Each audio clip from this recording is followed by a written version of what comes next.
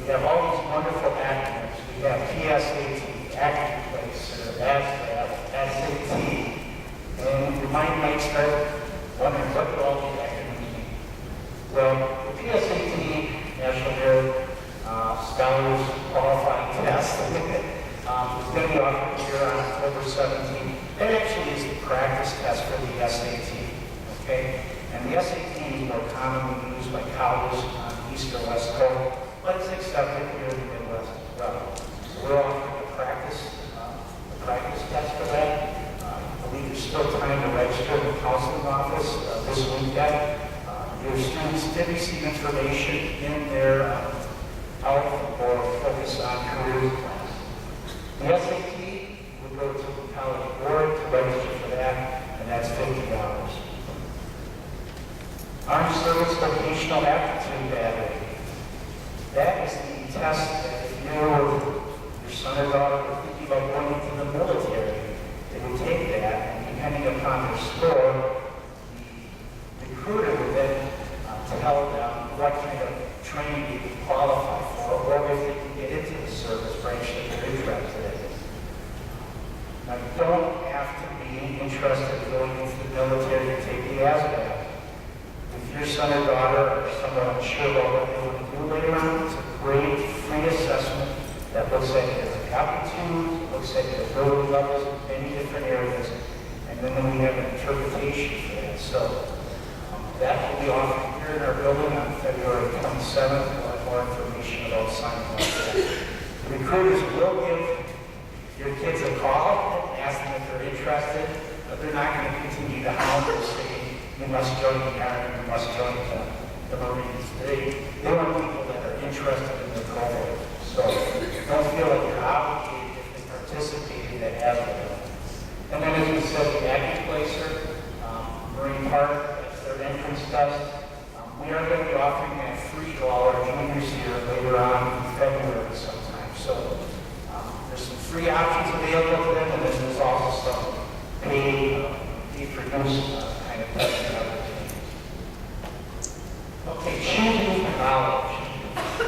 We're going to have a college fair here on March 6th, 4 to 6. Usually we have about 40-some colleges. Most come from Wisconsin, some do come from out of state. Usually hold it in Cafe North. And that's really a great time to walk around and talk to the college reps about their programs, ask them questions about financial aid, scholarship opportunities. So if you haven't been to a college fair yet, it's a great opportunity. Many of you probably did receive information about Wisconsin College Fair that has been going on in our area. I believe the most recent one was at Cardinal Arrowhead just the other night, I think. And if you didn't get a chance to do that, definitely come to the college fair. College visits recommend getting second semester junior year. That booklet that Mr. Redmond held up, which describes all the government colleges, they have listings in there when you can go and see the college previews and close-up days. The private colleges also have that information in their booklet.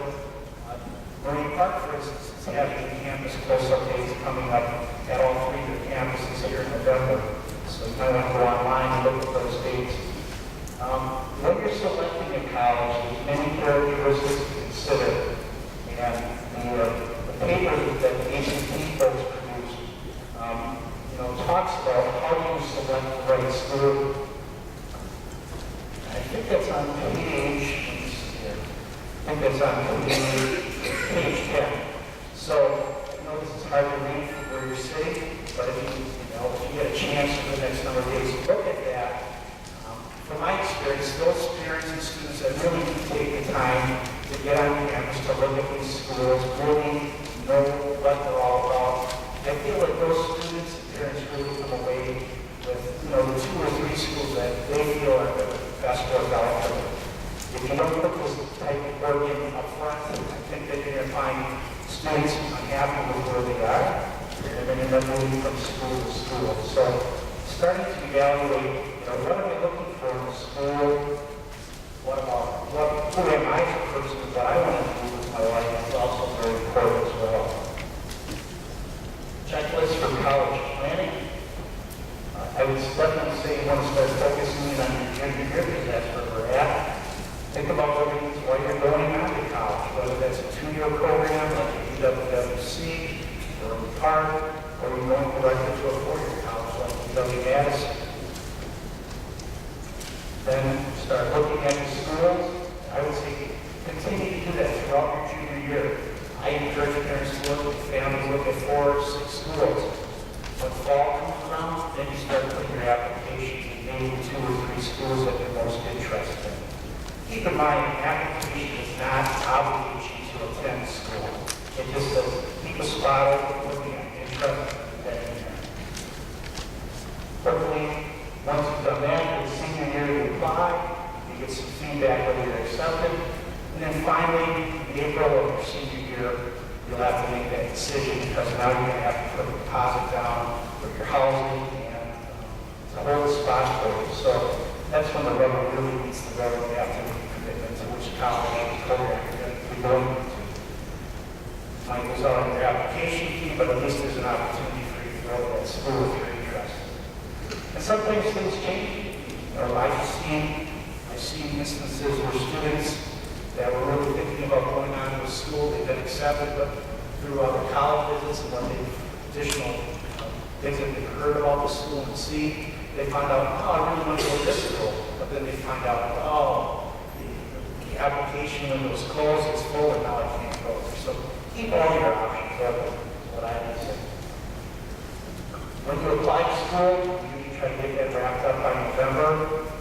Some schools will have early admission decisions. It varies from school to school. All our college applications you do is online. And we have a couple websites for that. Double check your college applications. Make sure you make the time. Letters of recommendation, I do want to put a little plug in for that. UW-Madison and Twin Cities, University of Minnesota, those are the only schools kind of in our area that do require 2 letters of recommendation. We have a template on our website to help teachers or staff to write those letter of recommendations. If the student thinks that they're kind of marginal, whether or not they're going to make the admission, then I would say include a letter of recommendation when the application is submitted. But otherwise, UW-Madison and Twin Cities are only those 2 schools that need a letter of recommendation. Now, so we selected a school, we're accepted, we're going there. How are we going to pay for this? I think a UW experience is figuring which tuition and board. Most kind of things, I think we're talking around $14,000 a year. Marquette might be around $44,000 a year. So it gets quite expensive. The health insurance, there's financial aid. We are going to have a financial aid night later on November next year for your seniors. We'll go through the form. It's called FAFSA, which is a free application for federal student aid.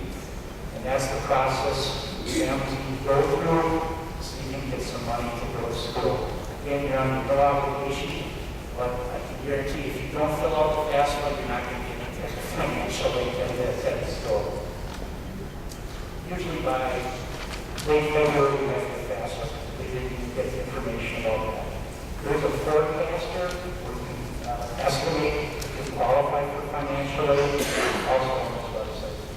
Some other things for financial aid are grants, loans, and work study. Those are the 3 things that can come about from completing the FAFSA. Other ways to help fund your education are scholarships. Some are based upon some are based upon your volunteer work, some are based upon your career interests, some are based upon your family situation. There's many, many different types of scholarships out there. So you need to be mindful of those, particularly your senior year. That's when most of the scholarships are available. I would say our local scholarship, ended up our 2nd semester, well, maybe December through 2nd semester. But they're also institutional ones. What I mean by that, those are the ones that are coming from the college themselves, whether that's Mount Airy or METC or whatever.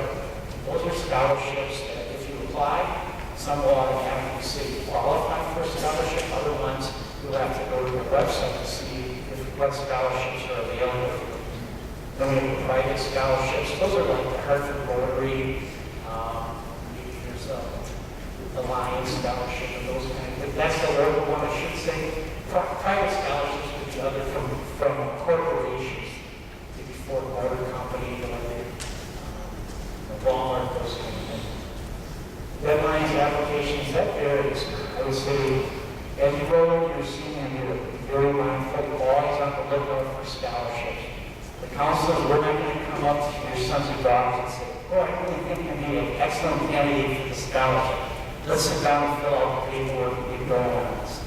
That's probably not going to happen. Maybe Mr. Redmond does that for his students, but I can't do that. So, letters of recommendation, definitely always need to for scholarships. And give who's ever writing your scholarship, give them a ample time to do that, at least 2 weeks time.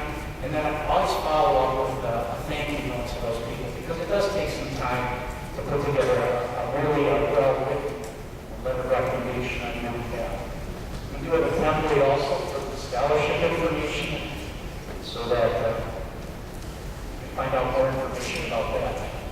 Our military, any of the branches, they're usually 8 hours of resource. Sometimes you might see during the lunch hours. And again, if you're interested in that, just stop by. We're happy to talk to you about their opportunities that the specific branch offers. Again, the ASAP will be offering that here on the 27th. Apprenticeships. This is just another way to get a great education. Apprenticeships primarily are combined on-the-job training with classroom instruction.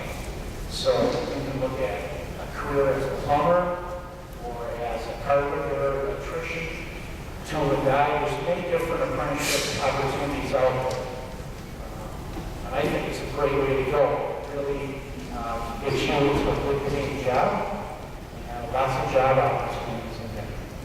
Not everybody needs to go to a four-year college. I think 80% of the jobs that are coming forth over the next number of years do not require a four-year college, but require some type of education beyond high school. So that could be a technical college experience. It could be an apprenticeship program. So again, some more websites for you to look at for information. So I know that there's a lot of information to share with you tonight. This PowerPoint discussion, we're going to make this available on our high school website. We're filming it tonight. I don't know if it'll be 3D, but we'll have it available for you over the next number of months or forward. So at this time, we're going to just open it up. If there are any questions that would benefit the general group here, we will take those. And then after we finish that up, we welcome to come and see me. The counselors to answer you more specific questions. So are there any general questions that would benefit the junior class here at this time? Yes. If you're going out of state to school, can you just take the SAT or do you need to take the ACT as well? Okay, the question was, if you're going out of state, do you need to take the SAT or the ECT work test as well? Is that the essence of it, or the other way around? Okay, the other way around. Almost every college in the country will accept the SAT or ACT. It's just that in the Midwest, because ACT comes out of Iowa City, is gained quite a following here in the Midwest. So most colleges here in Wisconsin and surrounding states go with the ACT. But they will take an SAT as well. The East or West Coast primarily are more familiar with the SAT. And the SAT is a little bit different assessment when compared to the ACT. I look at the ACT as being more of a knowledge-based assessment, whereas the SAT looks at a person's maybe logic and reasoning a little bit more. Did I answer that? Anybody else? Okay. Okay, the question is reciprocity for the state of Minnesota